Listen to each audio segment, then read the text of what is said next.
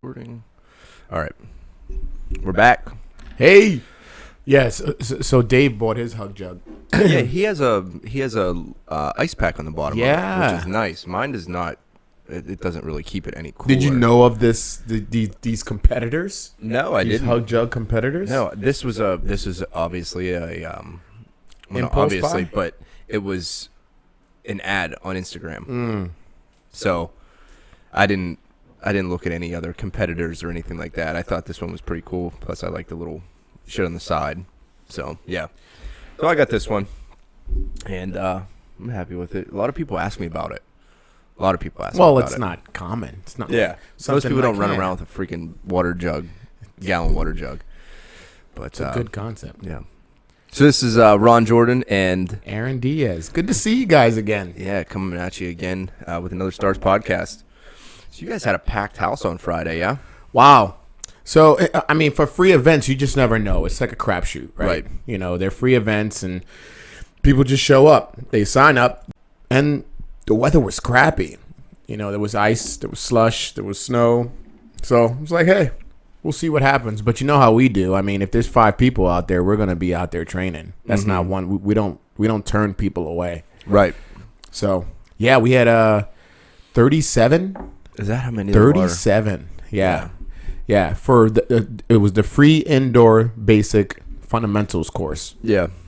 So, for people that don't know, we actually use simulation. Well, not simulation. It's airsoft pistols bought from Glock. So they're exactly like the Glock 17, and they're run on compressed air.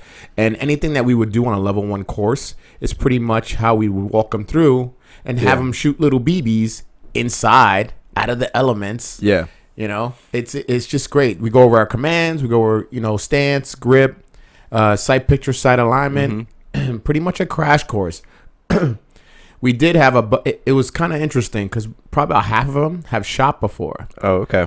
And about half of that half, so a quarter of the class, actually went to other training courses. Very cool. And so what did they say? That was pretty interesting. So they said, I've gone through some of these trainings, and there was just some things that you guys had said. Yeah. Big spender. There's some things that you guys said that made things clear. And that's why we're not the end all be all to training, because how I may articulate something to you, you might be like, got it. Yeah. Where 5 other people before you would be like, I have no idea what you're talking about. And you're sending the same message. Same a exact lot of the time. message. You're sending Yeah. the same message. Yeah. It's just a different way to put it. Yeah. Techniques don't they have changed over time, but right now we're in a pretty good a whole influx of information that work really well. Yeah, and solid information Yeah. from many parties. Absolutely. Yeah. Absolutely. So when I tell people about that basic indoor course, I like to tell my story about when I took that course. Yeah. And because a lot of people who are taking the basic indoor course with a fake pistol are obviously doing it because either A, it's just that's what's offered right now, Yeah. or B, they're not comfortable with a real pistol yet. Right. And Which that is was more me. so, yeah. I was B. So I go into the course, and you guys are talking and everything, and you bring out the airsoft guns. And you give everybody the airsoft gun, and I'm sitting there dicking with the airsoft gun, finger on the trigger, and I shoot the ceiling immediately. You guys are talking about something about safety, and I go pew right up into the ceiling. Yeah. And everybody just like looks at me. I'm like, and I just set the gun down. I'm gonna listen now. Yeah. But we love you, Ron. Yeah. I've come a long way. Yes, you have. But I love telling that story because it sort of puts people at ease because it's mistakes are going to be made and it's better to make those mistakes with a fake pistol. Obviously, if you're not comfortable, which is what I was, I just wasn't comfortable at all. Yeah. So there's two forms, and I'm sure there's more, but I'm not a psychologist. So there's 2 forms of being uncomfortable. One who've never touched the gun before, or they have preconceived notions on what a gun's gonna do. Yeah. And others have gone through like a trauma, a PTSD. Maybe they've seen a friend that have killed themselves with a firearm or in front of them. Wow. And actually, You've had people like that come to your training? Yes. So actually, we had a testimonial at the end of the course. There was a woman that she's gone through level 1 and level 2. Mm-hmm. She's about to come into level 3. She's come to some of our CTT courses.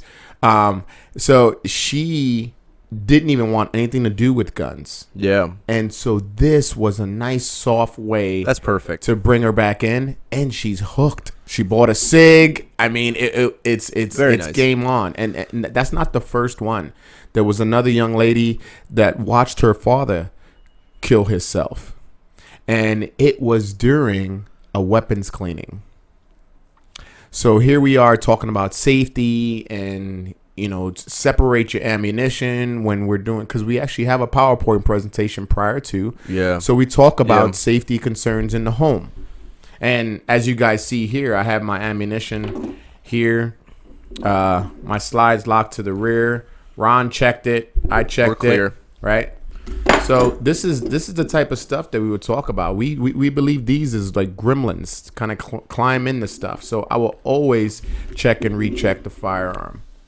All right. So those are just some of the things. So it's really nice to see the whole gamut of people coming through the course. And there's also people that have gone to the military. There's people that were in law enforcement coming through these courses. And then all of a sudden it's just boom. Well, and the spiderweb effect, too, of them coming to the courses. And what I mean by that is they tell other people about not only the courses, but the safety of that. And so that spreads throughout our community as well. Yeah. And that's the most important part, right? Is the safety of our community. Absolutely. Absolutely. No, when I saw the pictures, I was like, that's amazing. Yeah. Because I knew it was a free course. And again, you get 152 that sign up and then 12 show. Yeah. And that was a really impressive. I was super numbers. pumped. And the other good thing about that, maybe I'm sure I'm going to get a BB today in my arm or something while we're rolling on the mats, but it's okay. Maybe about 6 or 7 were people that have gone through courses with us before. Okay. So about 80, my fake. You're 87%? Yeah, 86% of the people that were there, they were brand new. So that was pretty cool. The other thing, they meet us. They see, hey, look, these guys are pretty cool. Like, we're not the military style. We're not in your face. We're not, calling you all types of names. We're not using a whole bunch of profanity. Like, that's a bad thing, but we're making you feel comfortable. Yeah. So absolutely. It's a good introduction to us. But cool. Very good. What else you been up to? Other than doing the training and things like that, anything personal that you're up to? Yeah, me personally in life? Yeah. No, well, my wife is doing keto. And she's very strict. Like, this is the most focused I've ever seen, like, really legit. She's done so much homework, and then she has other people that are helping her to get it. She caught keto in 3 days. And she was mad because she kicked herself out of ketosis taking Benadryl. Oh, really? Yes. So the sugar. Yes. So the sugar in the Benadryl, because it was a children's Benadryl. Mm-hmm. It knocked her out. So what is she using to check? Is she using a you tell me, what is she using? I don't know. So there's a pee test strip that you can use. There's a prick test you can use. I don't think there's a saliva test yet for it. I'm just wondering what she's testing. Is she testing ketones or is she testing? Yeah, I don't know what actually. I'm gonna reach out to her because I want to know what she's using to test, because I never did. Mm-hmm. I never tested myself and see how long I was in ketosis or what kicked me out of ketosis. Yeah. I just kind of went by how I felt. And if I had a coppery taste in my mouth, I knew I was in ketosis. Yeah. So with her, she had the keto flu, the 8 hours before, and then she had a horrible taste in her mouth. So that's when she, you know your body enough where you're just like So, but she said she thought she was, and then she started to notice things about on her body. And she's actually lost, in 12 days, she's lost 21 pounds. Yeah. So it's insane. It is really, I mean, she's really staunch. And So back to what's personal. Just think of like how much inflammation that was on her body. Yeah. It's incredible the amount of relief your body feels when it doesn't have all that pressure on it. Yeah, she feels Because there's amazing. so much, and I don't think how do I want to say this? I don't think you realize how much pressure you have inside of you until you do something that releases all that pressure. Yeah. It's incredible how loose you can feel after you get rid of all that inflammation. Right. You can move better. You just feel better. Breathe Your better. attitude is better. Yes. And I'm not saying keto is for everybody. I'm from personal experience. I went through it for 2.5 years, and it was life changing for me. I'm not so hot on it anymore. You know, I think it's great for some people though. And if for no other reason, get rid of the sugar. Right. Yeah. So no sugar, no alcohol. And since she's not doing alcohol, neither am I. Yeah, you did the 45. Yeah, doing so 45 I'm day doing cleanse. 45 day. Yes, you're absolutely right. I love that. Yeah. So that's what I was getting at is your personal thing. Because that's important. Yeah. Yeah. So not only for our relationship, and I want to let her know how much I support her, but how can I be doing this or sitting there having a drink where she's not doing it for the betterment of her? Yeah. So I'm just, you know, there's a lot of things that I don't do for my wife. Yeah. Like, you know, so this was like me saying, hey, babe, I'm in this with you. I got right? you. Yeah. You know, and I'll eat whatever. She's eating some really, really cool stuff. So like it's even broken down to the seasonings that she uses. You would be so surprised how much sugar is in all the seasonings. Yeah. If you look at the ingredients, sugar is in 90% of your seasonings. And it blew my mind. Yeah. And the reason why I figured that out was another ad on Instagram was some spice on there, and the whole ad was him going into the like a grocery store and just pulling off random spices and showing you the ingredients. And I was like, what? Yeah, it's crazy. And then I looked through my ingredients. I'm like, I can't use this anymore. Right. You know? And a lot of people don't know that. And then there's people that say, oh, but you can still drink on keto. No. You can't. You can't. That's even if you're drinking vodka, right? Your body's glucose response is identical to if you're using sugar. Yeah. There's so much out, and there's so much bad information out there too. Oh yeah. There's so That's many why I always people. say if you're gonna do keto, go to Dom D'Agostino, Dr. Rhonda Patrick. Those are my two go-tos, and then BenGreenfieldFitness.com. You can and Peter Attia. Those were my four go-tos for all my information. Dom D'Agostino has been doing ketogenic diet for, I think, going on a Before it decade was cool. now. Yeah, before it was. He's the leading research scientist with keto. Wow. He did what was it? I might be misquoting here, but I feel like he did a 30 day. I think it was a 30-day water fast where he would do like bone broth and things like that. So it wasn't like a total fast. And then deadlifted 515 pounds 10 times. Oh my gosh. So he was in ketosis for long duration and then did a power lift just to show you that you still have like your body's response to certain stimuli. Yeah, they're also favorable. The group that she's like doing this all with, they also talk about that you shouldn't do very strenuous exercises. So like they're telling her yoga, maybe Pilates, like something real. That's the one thing I disagree with. Yeah. Yeah. You could if you're in ketosis, you can and fasted, you can do strength exercises. Yeah. So I don't know the reasonings why, and I could be wrong. I'm sure that they do have reasons on why, or maybe because they have a couple levels. Yeah. So you go to your ideal weight, and then they give you like a stage 2 to keep you where your body is good, comfortably to be at, because they're checking like BMI, they like she's weighing her food. I mean, it's just so much that that's goes cool. to it. And if you don't have the time to do it, there's a lot of people that do the lazy keto, be like, oh, I'm just gonna take sugars out, but I'm still gonna go out and drink all night. Because I think people just want it, and they want it right now. Oh yeah. And they don't want to put in the time, like you, Mr. Jiu-Jitsu dude. They don't want to put in the time. They want to watch a video and then, hey, let me go to a no-gi tournament. That's it. Yeah. But that's exactly. I would advise against that. Yeah. Not saying you should do these things, but this is the mentality. That was as close of a. No, I'm just kidding.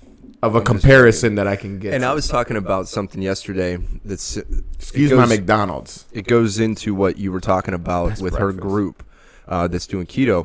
And I talked about this yesterday about our team at Monarch was like you don't get and I said about the like even Valor and the Taekwondo Association is like when you do stuff with other people and you grind with other people, you form these relationships with those people. Absolutely, yes. And it's a bond that you really can't foster outside of going through something very difficult. Like working with somebody, if you're not, I don't know, maybe working with somebody you could do the same thing because you're depends on your grinding job, too. I guess. I'm just saying like it's a deeper rooted relationship. It is with those people when you struggle with somebody, and it also right? allows you to have that support group as you're doing it, and it makes it a little bit easier as you're struggling through it. Yeah, because you can kind of bounce it off of one another. Yeah, well, this is also you never been in the military. No. So in the military, you forge the same type of bonds. So if you go off to Iraq, Afghanistan, I mean, you're coming back with brothers to your left and your right. And the military is really good for that. Like I met some great guys that I barely knew. Quick story: I was gonna get jumped outside of a club one time. How we got there, don't worry about it. But anyway, so I'm going out to this club, and I come outside. This guy's waiting for me with 5 dudes. And I said, okay, all right. So all I have is an umbrella with me. And these guys, they were, it was like the typical, like, gnawing at the teeth, just like, yeah, we got you now. And I'm just like, all right. I like that you're carrying an umbrella out of the club, too. Yeah, well. Side note, anyhow. It was raining. Anyway, it's an old New York trick. Did he have a 22 no, pistol in there? I was in the military, so I was over right. in Korea. And so I come out, and a guy that I just met in the barracks that day, he comes up next to me. His name is Othello Carrington. Skinny, listen to this. Skinny black dude, about 6'2". Just like Othello, a black dude named Othello. That's why it always sticks in my head.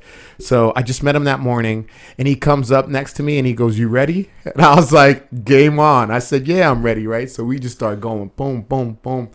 Long story short, it got broken up by the military police. We got told to exit the area because it didn't get too bad yet. Yeah. He said, "Hey, a fight's one thing, but assaulting with an umbrella is another." And I was like, it was 5 against 1. Like, what did you want me to do? But anyway, that's the type of, so me and that dude, we rocked out for that entire year in Korea. He was my brother. There was nobody that would get that. And it's exactly the bond that you're talking about. Yeah. Stuff at Valor. Stuff with martial arts, period.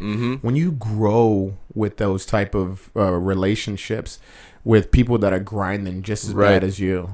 It's what's funny too. I used to work in Marstone for Youth, and we had a at-risk teens and all of that. They were there if they violated probation. It was kind of the juvie hall, if you will. And the strongest bonds that I had with kids were the kids that we had to restrain. Yes.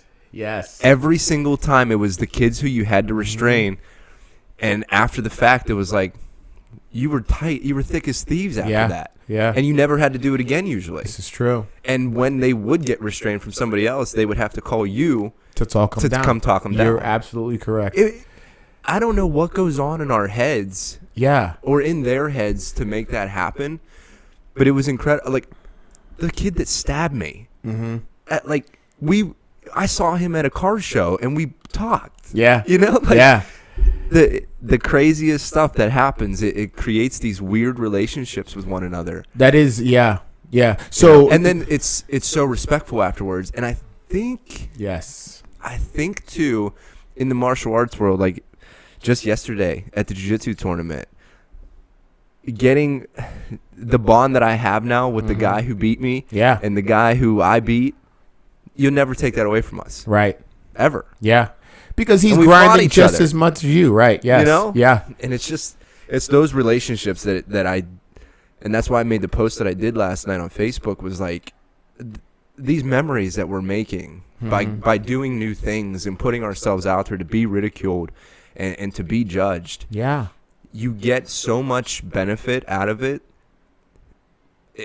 I strongly believe that you just need to keep doing those things in your life to continue to get not validation, but like just to a sense of purpose. Thank you. Yes, that's exactly how I feel about that. I'm totally there with you, man. Yeah, like, and it's what bothers me sometimes with social media. You got those, or even people that you run into, maybe that you haven't seen in a while, but oh yeah, I did jiu-jitsu before, and it didn't work for me, or yeah, I used to, and they try to compare their life to yours. But like, don't shit on my parade, right? Just ride your own way. Exactly. Just like be on you. Be like, hey, oh great, you doing jiu-jitsu, man. And then do that as that's opposed why I to, sent you that picture too of the book that I was reading. Like The Man of War, the War Fight. I think it's the inner shit. I can't remember the name of it. Anyway, go ahead. Yeah. But that's why I sent you the picture of that page, was like, I can't say that to you if I'm feeling shitty about me. Right. Like, I got to be right before I can say you're right. Yes. You know what I mean? Yeah. And that's that little page. It was maybe, I don't know, 3 paragraphs. I was like, that's exactly what I've been trying to say to people. Is like, you got to be right before, not you got to be right, but like your headspace has to be right. Did you send it on Instagram or? No, I think I sent it in a text message. All right.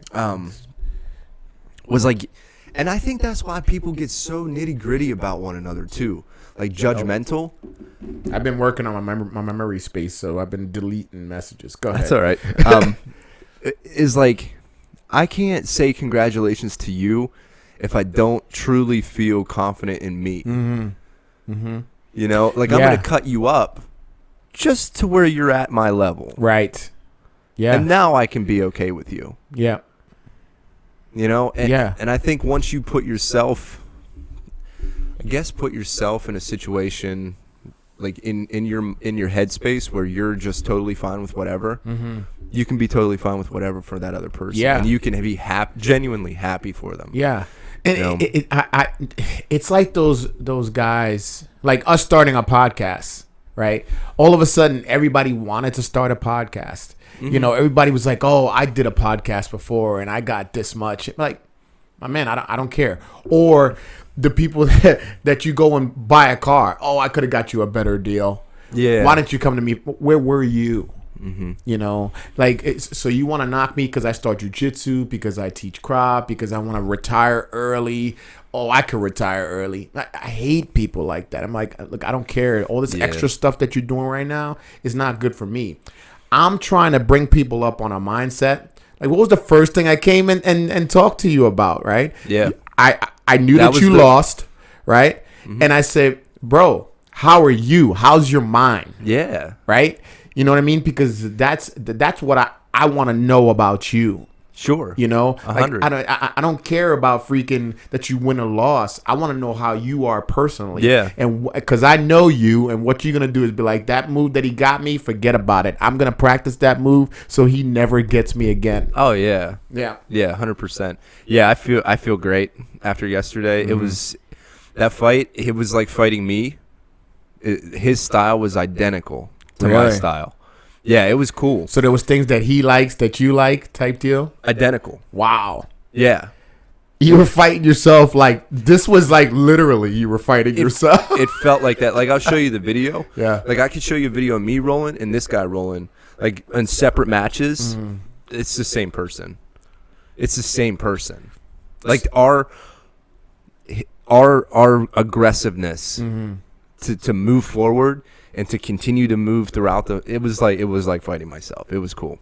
It was a fun match. Nice. And I figured out, we were talking afterwards, and he trains not too far from here, and I was like, dude, we got to roll more, because that was the test. Yeah. You know, and it was cool, man. It was really fun. So you're gonna start venturing out to other schools? Well, so sometimes You go to Stout sometimes? like I've never been down there, but once a month we'll travel to a different open mat. Yeah. A bunch of us. Yeah. A lot of the guys that are on the comp team will go to different gyms and things. That's strong. Yeah, it's fun. But yeah, it almost got a little heated yesterday between me and my first match. Really? Yeah. So we were rolling, and you have a 6-minute match, and if you don't submit them in the 6 minutes, so this was a sub-only tournament. There was no points. So if you don't submit the guy in 6 minutes, you go to overtime. And the first overtime is you get to get you take their back, and you get a seatbelt grip on them. Okay, and then you try and that's choke over them the out. shoulders. Yeah, one under over the pit, shoulder, right. one under. You have the underhook and then an overhook, and you try and submit them from there. And if they roll out, or if you don't, like if they roll out and they get on top of you, then it's over, and then you reset. So you get to choose, is like flip a coin or something? Or? Yeah. Well, he asked us, "Do you want to start first? Do you want to start first?" And that's just what we did. And then if that doesn't work, and then you go to an arm bar, and if that doesn't work, you go to a fully locked in triangle, which is insanity. And if that doesn't go, you go for takedowns, and if that doesn't go, you start over. Wow. So it can get crazy. So we go through regulation, and I could not hit. I had the lapel choke on him the whole time. Like, I was on his back the entire time. I couldn't finish it. He was freaking tough, man. His face was like turning purple, and he just would not tap. He got me in a ankle lock, and I froze because I don't practice ankle lock escapes at all. Okay. And he had it in tight. Like, it still feels tender today. That's Trey's move. Yeah. Trey. The ankle lock. Yeah.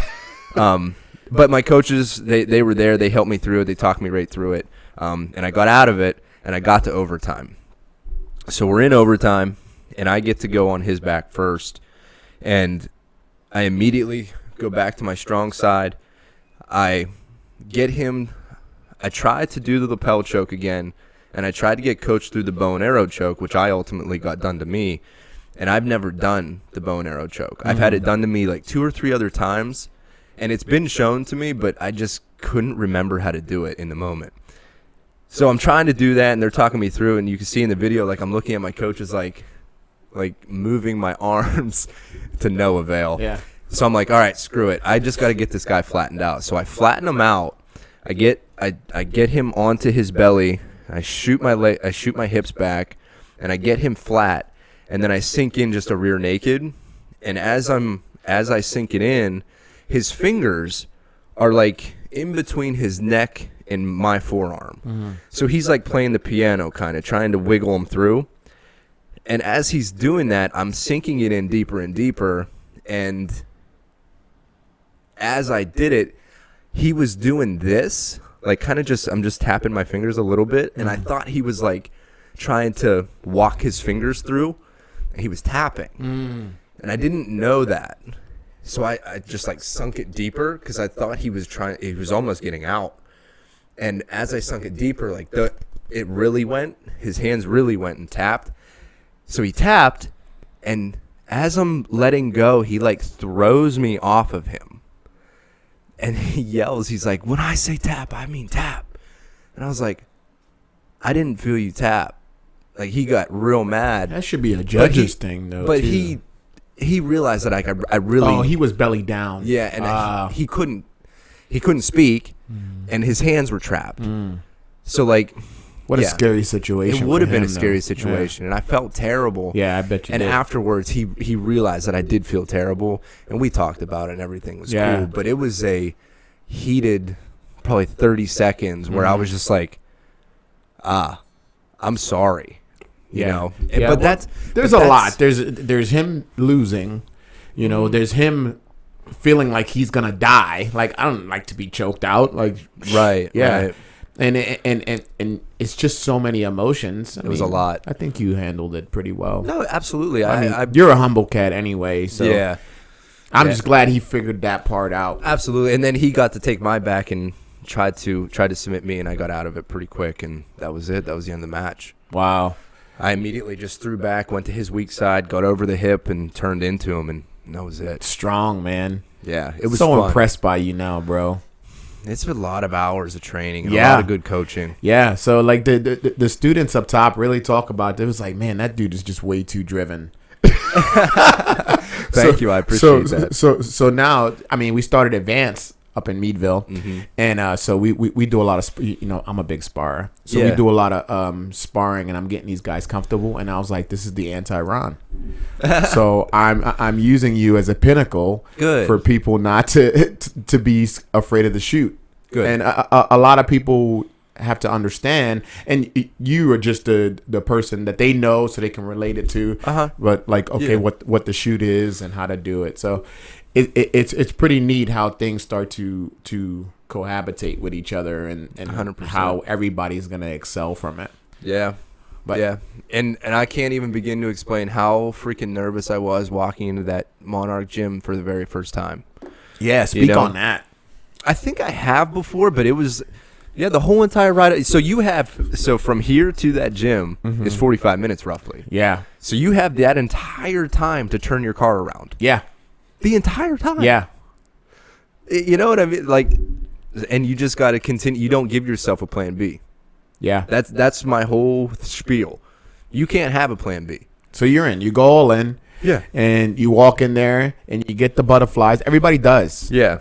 So one thing Tony Blauer always talks about, he was like, he talks about, it's called fuck fear. He's just, you have to know it. You have to know fear and how it portrays to you.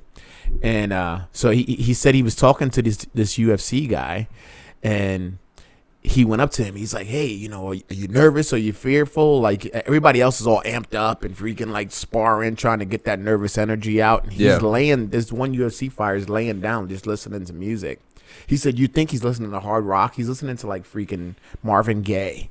Yeah. Just like chilling. So he says, what are you doing? And he says, this is my job. He said, are you afraid to go to your 9 to 5? He said, are you afraid to go punch your clock in? And no, you're not. You're preparing yourself for the rest of for your work day. He's like, this is my work day. Yeah.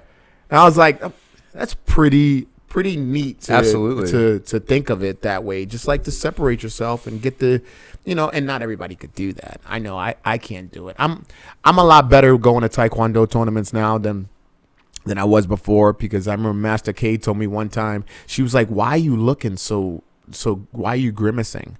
And I was like, I'm trying to be intimidating. Yeah. She said, no. She said, you have the best smile. She said, smile until you can't smile no more. It was like a Patrick Swayze. Yeah. Thinking. But like, she was like, smile. And then when it's time for business, you switch it. So like, even with my forms, like, I'll be there. Yeah. Ready. CJ. And then my whole entire face changes. Now it's game on. I go to sparring. Hey, man, good luck. It's going to be great. Because like you start to make relationships with people in your ring. Right. And you say, yeah, good luck. And then when it comes down to a fight, that's it. It's a fight now. Yeah. So it's pretty cool to start acknowledging that stuff about yourself. And with kids, I mean, you see B go through her stuff to get into her competitions. Has she changed from like day one competition to like now? She's a different breed. Yeah. She's just a different breed. She is able to shut it on and turn it on and turn it off pretty quick. Yeah. Just like you said, she can be happy-go-lucky and love everybody in the ring, and then boom. You could be in my gym, you're not in my gym, doesn't matter, we're fighting. Yeah. The funny thing is people don't ever get that feeling. You know, and it goes back to what you were saying. Don't knock me for my wave. Don't now knock my wave. Yeah, just out. ride your own wave. Yeah. That was something that I was riding the Peloton the other day, and Alex Toussaint, he's my go-to guy now. He's my instructor on there. There's 1,000 of them, but he's the one that I really like. And he's like, dude, just ride your own wave. Don't ride my wave. Don't ride somebody else's wave. Yeah. You know, because it's not going to be as good. No. You're not going to appreciate it. You didn't find it. Just get your own. Yeah, it was funny. I wanted to speak. I was watching this comedian last night, and it was hilarious because she said people in their 20s when I was in my 20s and people in their 20s now, it's two totally different people. Like the generation gap is crazy. So like, and I started thinking about it. So how was I in my 20s? In my 20s, I barely knew who the president and vice president was. You know, I didn't know what movie was out there. I didn't know, like, I was just having fun, man. I was going out there, like, I was keeping clothes in the back of my car because I was partying till I couldn't party no more. Yeah. You know, and you got kids now that are just like, oh, and they're all staunch into politics and they want to know what Princess Di and freaking that all them other people are doing, you know, the royal family over in Europe. Princess Diana's dead. I know. But that's how far off. Meghan, Kate, and all those people. It's crazy to me. No, I understand. They're it's much more into pop culture. And It's crazy, but like I could tell you where the clubs are. I could tell you who's having the best party. I can tell you what's the best drink of that time. And back then it was like Alizé and Mickey's Grape. Or Mad Dog 2020 Grape. Oh goodness. Oh, it was horrible. Yeah. Like, but I don't care. I was in my 20s. So many good memories on Mad Dog. Yeah. So many good memories on that. And listen, you guys have so many new flavors now. Well, you say you guys like I'm No, making like Mad Dog. I'm saying you guys like these kids in the 20s now. You don't know the struggle of watermelon. Oh, that's right. Watermelon, grape, and watermelon grape. And I think we had like a strawberry as well. Whenever we were growing up, I don't know. But it's crazy. Like you just have a good time in your 20s. Like there's so much more angst. Yeah. One thing the comedian, she said, I wasn't marching for shit. She said I'm marching my ass to the liquor store or trying to get a pack of cigarettes. That's where I was marching to. She was like, they just have so much into them. Yeah. And is it bad or good? But it's a totally different freaking 20s. We'll see. Totally different 20s than it is right now. It's like that access to information and the ability to connect. It creates this weird environment, you know, where you know everything. That information overload. You feel like you know everything. Yeah. There's a lot of. You should believe 20% that you see on Facebook, 20% of you, like in everything, like that whole fake news thing. That's legit. Yeah, there's so many crap out there. I was looking on Snopes today, like right before you came, and there was the picture of Trump. They said it was a picture of Trump naked getting a spray tan. Oh, gosh. And it's actually a doppelganger that this person photographs and tries to get the internet broke. You know what I mean? Yes. And there's people out there doing that all the time. Yes. And they're doing it for goofs. They're not doing it as a vindictive thing. They're doing it for goofs and playing off of your inability to separate. Viral. Yeah, all about going viral, man. Everybody wants to pass on their own agenda. How about I watch Ride your own wave. How about I watch the OG viral video yesterday? The Ouch Charlie. I didn't see this. Oh my god, it has like 812 million views. Oh, gosh. Where it's like, ouch, Charlie bit me. You don't remember this? Where No. the kid sticks his finger in the baby's mouth. You've never seen this? Nah, probably not. Oh god, it's like the OG viral video. Anyhow, B and I were watching it yesterday at the father-daughter dance. It's so much. And good for you, man. Father-daughter dance. That's awesome. Yeah, I skipped the second half of the tournament to come back. It was the best decision. It was the best decision. We had such a fun time. Yeah. It was great. It was our last one. There's no damn way I was missing it. Yeah. Those are bonds, man. Creating memories. Yeah. That's one thing that me and my wife, we talk about. Like we want to create tradition. Yeah. You know, and me growing up, like we had some, and then family gets in the way and people just nobody wants to talk to this person and nobody wants to talk to this person. No, we're gonna be that house that everybody wants to come to, for the tradition. And we've been the past I want to say maybe 8 years we've had certain traditions. We go to my sister-in-law's house before Halloween. We go there right after Thanksgiving. We just create certain That's good. traditions. Yeah. Christmas Eve, we go to her house. Christmas Day, we spend it at ours. Just so many things. And you're building those memories. And those things really stick with. So parents, if you're not trying to build memories with your kids, you should start now. It's never too late, though, either. No, not at all. And it's, again, family it's a weird one. For me especially. So I just actually reconnected with my youngest brother. Oh, wow. For the first time, going on 6-7 years. Really? Yeah. It was so cool. Yeah. Very cool. Yeah, it was fun. Do you want to speak about how the relationship grew apart, is it just? It was just both of us being immature and say, hey, I don't want to talk to you anymore. Okay, well, I don't want to talk to you either. That was it. Yeah. And I think we both felt bad about it. And in between the time that we said that and now, 2 people have passed away that were in our family. And the second one, it was like, you know what? Life is short, man. Absolutely. Life is short, and we've both grown up a little bit. Yeah. To the point that we were like, you know what? Can we just let the past be the past and let's move on and be brothers, And it was one of the coolest exchanges I've had with somebody in a long time. Yeah. And we talked for, hours. When you reconnect like that, I remember it was my father left when I was 11 years old, and I will never forget the day that he walked right by me when I was 13. Just walked right by me. Like, we were probably about 2 feet. I mean, I've grown. I get it. I probably look totally different. I maybe had a dirt stash going on or whatever. But, I mean, I look just like that cat.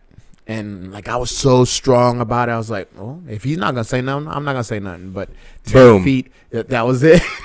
That's it. Yeah. That's the problem. Yeah.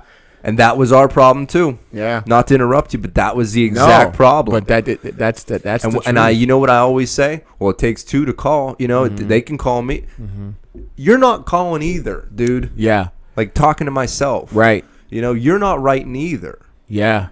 So what are you doing about it? Right. And I'm saying you as in me. Right. Right. It's just like I can't keep making those excuses. If you want that bond, you got to put yourself out there.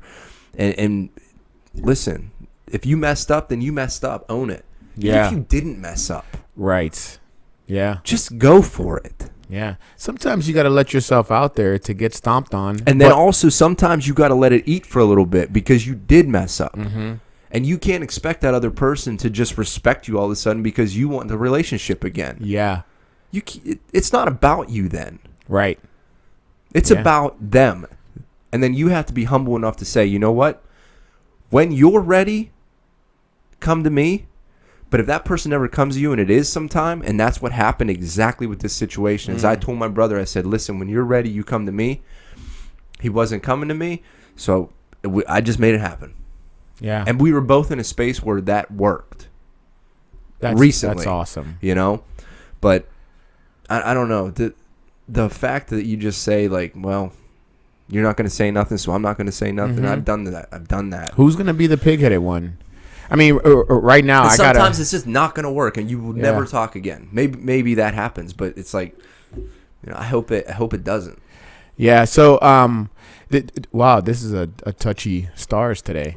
I've had a lot go on in the last couple of weeks. Yeah, so it's been cool, which is good. Like I have she's about to be 23-year-old daughter that I haven't seen since she was 12, and that's tough. That's tough to swallow, and I'm right there with you. And so now she's in a point where she knows everything. Like hey, whatever, you weren't there. I moved on now. Yeah, like I'm cool, but it's still it doesn't make it any easier. So it goes back to, okay, well, she's a grown woman. Sure. She could talk to me when she's ready to talk to me. But, like, I'll still send out little feelers out there. But, hey, I mean, hopefully one day that I'm not sitting on my deathbed and she wants to come and start a relationship then, because I'd like to spend that more time with her. So back to my father, like you, hey, if he's not going to say nothing, I'm not going to say nothing. And it took me to when I was 18 years old. And just like you said, I reached out to him. Mm-hmm.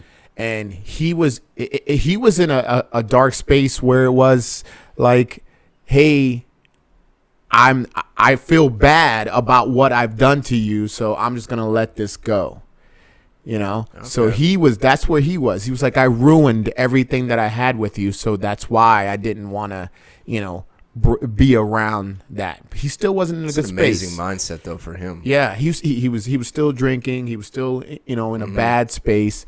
And when I caught him, in a single occupant room, you know. So he was living in this like crap hole that he shared a bathroom, and all he had left was a bed and a little dresser. Yeah. And I was like, man, like, I don't want this in my life, you know. Right. So, but I want him to know how loved he is, and I wanted to continue on that.